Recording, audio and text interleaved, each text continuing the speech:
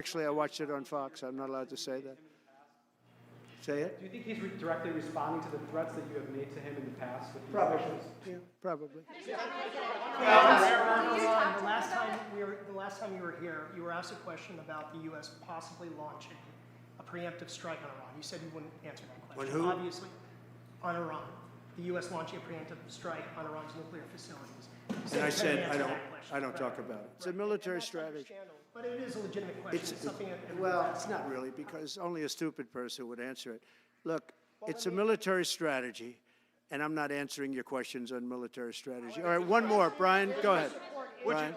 Could you give us a preview of what you might be talking to leaders of Congress who are expected to come here in the next couple of days, and you've got a very supportive Congress behind you? Yeah, they're great. So we have a wonderful Republican Congress. We have a leader that I have a lot of confidence in. I think he's going to be, hopefully, a great leader, a great speaker. And we have a leader, by the way, in the Senate I think has been great. John Thune has been doing a fantastic job.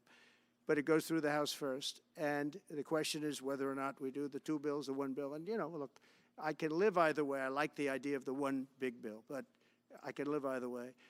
But they'll be coming down. The senators also will be coming down. And then ultimately we'll be meeting in the White House in a few weeks. But right now this is the winter season. You know, they sort of call this the winter White House. It was built, I don't know if you know this, Marjorie Meriwether Post and E.F. Hutton built this. It was the greatest of all the estates in our country. And I saved it, and I got a lot of credit for saving it. Most of these big, great houses have been knocked down in Palm Beach, just about all of them, actually. And they, you know, you'd build 10 mansions on one site, but we saved it. But this was built as the Southern White House, and she gave it to the government. And, by the way, Jimmy Carter gave it back. He said it's too expensive for the United States. So I didn't realize that. Real quick, I was just told. Actually, Jimmy Carter, Nixon was through Watergate. He came down. Nixon came here once, and he thought it was incredible. But he had a thing called Watergate, if anybody remembers that. And so he had other things on his mind, to put it mildly. And Jimmy Carter felt that it was too extravagant for the country. So fortunately for me, he gave it back to the foundation, and I bought it from the foundation.